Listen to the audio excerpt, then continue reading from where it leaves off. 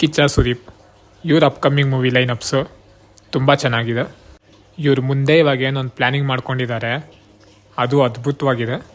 ಇವ್ರ upcoming movies ಎಲ್ಲ ಒಂದೇ ಜಾನರ್ ಇಲ್ಲ, ಎಲ್ಲ ಡಿಫ್ರೆಂಟ್ ಜಾನರ್ ಇದೆ. ಯಾಕಂದರೆ ಒಂದೇ ರೀತಿ ಒಂದೇ ಜಾನರಲ್ಲಿ ಮೂವೀಸ್ ಬರ್ತಿದ್ರೆ ಜನರು ತುಂಬ ಬೇಗ ಬೋರ್ ಆಗ್ತಾರೆ. ಅದು ಅವ್ರ ಮೂವೀಸ್ಗೂ ಎಫೆಕ್ಟ್ ಆಗುತ್ತೆ. ಹಿಂದೆ ಎಲ್ಲ ಇದ್ದಿದ್ದ ಮೈಂಡ್ಸೆಟ್ಟು ಈಗಿರೋ ಮೈಂಡ್ಸೆಟ್ಟು ತುಂಬ ಡಿಫ್ರೆಂಟ್ ಆಗಿದೆ. ಅದೇ ರೀತಿ ಈಗ ಬರೋ ಸಿನಿಮಾಗಳಿಗೆಲ್ಲ ವಿಭಿನ್ನತೆ ಕೇಳ್ತಾರೆ.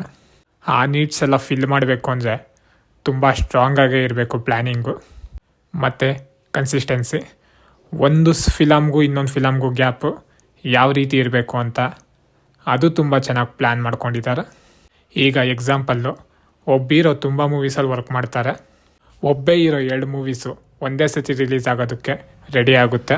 ಒಂದು ಮೂವಿ ರಿಲೀಸ್ ಆಗಿ ಒಂದು 15 ಡೇಸು 30 ಡೇಸಲ್ಲೇ ಇನ್ನೊಂದು ಮೂವಿ ರಿಲೀಸ್ ಆಗುತ್ತೆ. ಆಗೋದು ಎಫೆಕ್ಟ್ ಆಗೋದು ಅವ್ರಿಗೆ.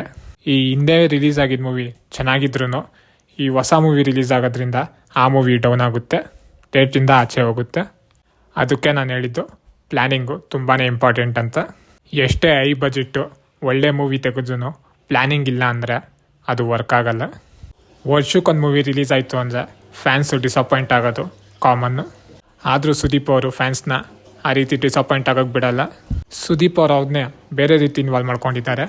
ಈಗ CCL ಆಗಿರ್ಬೋದು, ಕ್ರಿಕೆಟಲ್ಲಿ ಅದ್ರ ಮೂಲಕ ಜನರನ್ನ ರಂಜಿಸ್ತಿದ್ದಾರೆ. ಮತ್ತು ಸುಮಾರು ರಿಯಾಲಿಟಿ ಶೋಸಲ್ಲೂ ಅವ್ರನ್ನವ್ರು ಕಾಣಿಸ್ಕೊತಾರೆ. ಅದು ಮೇಯ್ನ್ ಬಂದು ಬಿಗ್ ಬಾಸ್ ಆಡಿಯನ್ಸ್ನ ಯಾವ ರೀತಿ ಹಿಡ್ದಿಟ್ಕೊಳ್ಳುತ್ತೆ ಅಂತ ಎಲ್ರಿಗೂ ಗೊತ್ತು.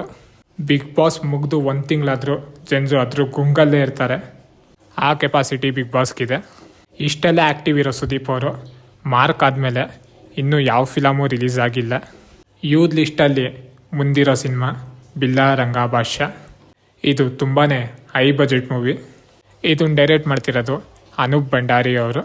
ಈ ಹಿಂದೆ ಸುದೀಪ್ ಅವರು ವಿಕ್ರಾಂತ್ ರೋಣ ಇಬ್ಬರು ಜೊತೆಲಿ ವರ್ಕ್ ಮಾಡಿದ್ರು. ಆ ಮೂವಿ ನಡೆಯೋವಾಗೆ ಈ ಮೂವಿ ಪ್ಲ್ಯಾನಿಂಗಲ್ಲಿತ್ತು. ಆಗ್ಲಿಂದನೂ ಇದ್ರ ಕೆಲಸ ನಡ್ಕೊಂಡು ಬರ್ತಾನೆ ಇದೆ. ಜಸ್ಟ್ ಇಮ್ಯಾಜಿನ್ ಮಾಡ್ಕೊಳ್ಳಿ ಯಾವ ರೀತಿ ಈ ಮೂವಿ ಇರ್ಬೋದು ಅಂತ. ಜನರು ಎಕ್ಸ್ಪೆಕ್ಟೇಷನ್ ಹೈ ಮಾಡುತ್ತಾ. ಈ ರೀತಿ ಮೂವಿ ಬರ್ತಿದೆ ಅಂದರೆ ಇನ್ನು ಪ್ರೊಡ್ಯೂಸರು ತುಂಬಾ ಸ್ಟ್ರಾಂಗ್ ಇರಬೇಕು.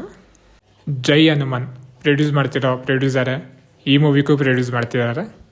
ಇನ್ನೀಗಾಗಲೇ ಈ ಮೂವಿದು ಯಾವ ರೀತಿ ತೆಗಿತಿದ್ದಾರೆ ಅಂತ ಒಂದು ಸಣ್ಣದಾಗಿ ಒಂದು ಕ್ಲಿಪ್ ಇಟ್ಟಿದ್ರು. ಆ ವಿಜುವಲ್ಸು ಆ ಐಡಿಯಾ ನೋಡಿ ಇದ್ರ ನಿರೀಕ್ಷೆ ಇನ್ನೂ ಡಬಲ್ ಆಗಿದೆ. ಈ ಹಿಂದೆ ಯಾವುದೇ ಸಿನಿಮಾದಲ್ಲಿ ನೋಡದೇ ಇರೋ ವಿಜುವಲ್ಸ್ನ ನಾವು ಈ ಸಿನಿಮಾ ಮುಖಾಂತರ ನೋಡ್ಬೋದು. ಯಾಕಂದರೆ ಅನೂಪ್ ಭಂಡಾರಿ ಅವರು ಒಂದು ಪ್ರೈವೇಟ್ ಸ್ಟುಡಿಯೋದಲ್ಲಿ ಸೆಟ್ ಹಾಕಿ ಒಂದು ಹೊಸ ಪ್ರಪಂಚನೇ ಸೃಷ್ಟಿ ಮಾಡ್ತಿದ್ದಾರೆ.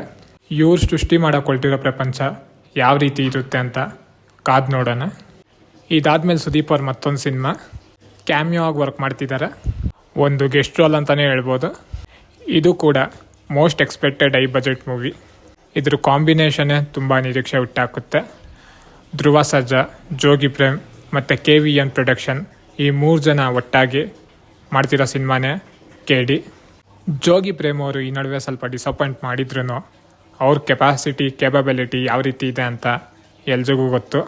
ಜೋಗಿ ಪ್ರೇಮ್ ಅವ್ರ ಹಿಂದಿನ ಸಿನಿಮಾಗಳು ಯಾವ ರೀತಿ ಸೌಂಡ್ ಮಾಡಿದೆ, ಈಗಲೂ ರಿಲೀಸ್ ಆದರೆ ಯಾವ ರೀತಿ ಸೌಂಡ್ ಮಾಡುತ್ತೆ, ಜನರು ಮನಸ್ಸಿಗೆ ಯಾವ ರೀತಿ ಆಳವಾಗಿ ಹೋಗಿದೆ ಎಲ್ರಿಗೂ ಅದು ಗೊತ್ತು.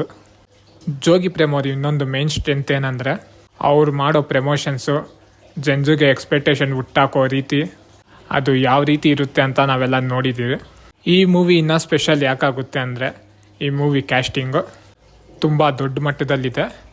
ಇದರಲ್ಲಿ work ಮಾಡ್ತಿರೋರು Dhruva Sarja, crazy star Ravichandran, Ramesh Arvind, Sanjay Dutt, Shilpa Shetty ಮತ್ತು ಕಿಚ್ಚ ಸುದೀಪ್.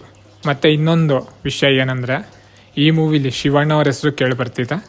ಅವರು ಒಂದು ಗೆಸ್ಟ್ ರೋಲ್ ಪ್ಲೇ ಮಾಡ್ತಿದ್ದಾರೆ ಅಂತ. ಇವ್ದನ್ನೆಲ್ಲ ಒಟ್ಟಿಗೆ ನೋಡೋದಕ್ಕೆ ಎಲ್ರಿಗೂ ತುಂಬಾ ಖುಷಿಯಾಗುತ್ತೆ. ನೋಡೋಣ ಈ ಮೂವಿ ಯಾವ ರೀತಿ ಪ್ರಮೋಷನ್ಸ್ ಮಾಡ್ತಾರೆ, ಯಾವ ರೀತಿ ಇರುತ್ತೆ, ಯಾವ ರೀತಿ ಸೌಂಡ್ ಮಾಡುತ್ತೆ ಅಂತ. ಸುದೀಪ್ ಅವ್ರು ವರ್ಕ್ ಮಾಡ್ತಿರೋ ಮತ್ತೊಂದು ಸಿನಿಮಾ KRG ಸ್ಟುಡಿಯೋಸ್ ಅವ್ರ ಜೊತೆ ಟೈಅಪ್ ಆಗಿದ್ದಾರೆ. ಇವರಿಬ್ರನ್ನ ಜೊತೆಗೆ ನೋಡಿ ತುಂಬಾ ವರ್ಷ ಆಗಿತ್ತು. ಇದನ್ನು ಡೈರೆಕ್ಟ್ ಮಾಡ್ತಿರೋದು ಕಿಚ್ಚ ಸುದೀಪ್ ಅವರು ಡೈರೆಕ್ಷನಲ್ಲಿ ಒಂದು ಸ್ವಮೇಕ್ ಮೂವಿ ನೋಡೋದಕ್ಕೆ ತುಂಬ ಜನ ಕಾಯ್ತಿದ್ದಾರೆ. ಇದು ಅವ್ರಿಗೆಲ್ಲ ಟ್ರೀಟ್ ಅಂತಲೇ ಹೇಳ್ಬೋದು. ಈ ಸಿನಿಮಾಗಿನ್ನ ಯಾವುದೇ ಟೈಟಲ್ ಇಕ್ಕಿಲ್ಲ. ಈಗಾಗಲೇ ಟೆಂಪರ್ವರಿಯಾಗಿ ಪ್ರಾಜೆಕ್ಟ್ಗೆ ಅಂತ ಇದಕ್ಕೆ ಟೈಟಲ್ ಇಕ್ಕಿದ್ದಾರೆ. ಈ ಸಿನಿಮಾ ಮುಂದಿನ ವರ್ಷ ಬರೋದಕ್ಕೆ ರೆಡಿ ಆಗ್ತಿದೆ. ಇನ್ನು ಇವ್ರ ಲಿಸ್ಟಲ್ಲಿರೋ ಕೊನೆ cinema Max 2. Max cinema Sudeep ಅವ್ರ ಕೆರಿಯರಲ್ಲಿ ಯಾವ ರೀತಿ ಇಂಪ್ಯಾಕ್ಟ್ ಮಾಡ್ತು ಅಂತ ಎಲ್ರಿಗೂ ಗೊತ್ತು. ಸುದೀಪ್ ಅವ್ರನ್ನ ಒಂದು ಖಡಕ್ ಪೊಲೀಸ್ ಆಫೀಸರ್ ಆಗಿ ಒಂದು ಬೇರೆ ರೀತಿ ತೋರಿಸಿತ್ತು. ಅವ್ರನ್ನ ಆ ರೀತಿ ನೋಡಿ ಎಲ್ರಿಗೂ ತುಂಬಾ ಇಷ್ಟ ಆಗಿತ್ತು. ಅದೇ ರೀತಿ ಮಾರ್ಕ್ ಮೂವಿ ರಿಲೀಸ್ ಆಯಿತು. ತುಂಬ ಜನ ಅದು ಪಾರ್ಟ್ 2 ಅಂತಲೇ ಹೇಳಿದ್ರು. ತುಂಬ ಸಿಮಿಲಾರಿಟೀಸ್ ಇತ್ತು. ಆ ಮೂವಿ ತುಂಬ ಜನಕ್ಕೆ ಖುಷಿ ತಂದುಕೊಟ್ಟಿಲ್ಲ. ಯಾಕಂದರೆ ಆ ಕಾಂಬಿನೇಷನ್ನು ಒಂದು ನಿರೀಕ್ಷೆ ಹುಟ್ಟಾಕಿತ್ತು. ಆದರೆ ಈ ಮೂವಿ ಅದನ್ನು ಎಲ್ಲ ಒಂದು ಕಡೆ ಡೌನ್ ಮಾಡ್ತು. ಆ ನಿರೀಕ್ಷೆನ ಇವರು ತಲುಪಿಲ್ಲ. ಮತ್ತು ಈ ಮ್ಯಾಕ್ಸ್ 2 ಮುಖಾಂತರ ಆ ಟೀಮು ಅವ್ರನ್ನ ರಾಂಗ್ ಅಂತ ಪ್ರೂವ್ ಮಾಡ್ತಾರೆ. ಕಾದು ನೋಡೋಣ. ಮತ್ತು ಇನ್ನೊಂದು, ಈ ಸಿನಿಮಾದ ಕತೆ ಈಗಾಗಲೇ ಬರೆದು ಮುಗಿಸಿದ್ದಾರೆ. ಇವ್ರಿಗೀಗಾಗಲೇ ತುಂಬ ಸಾಕಷ್ಟು ಟೈಮ್ ಇದೆ. ಕತೆ ಚೇಂಜಸ್ ಮಾಡ್ಕೊಳೋ ತುಂಬ ಚಾನ್ಸಸ್ ಇವ್ರಿಗಿದೆ. ಸುದೀಪ್ ಅವ್ರು ಈಗಾಗಲೇ ಸಾಕಷ್ಟು ಇಂಟರ್ವ್ಯೂದಲ್ಲಿ ಹೇಳಿದ್ದು ಮ್ಯಾಕ್ಸ್ 2 ನಿಂತಿಲ್ಲ, ಸೈಡಲ್ಲಿದೆ ಅಂತ.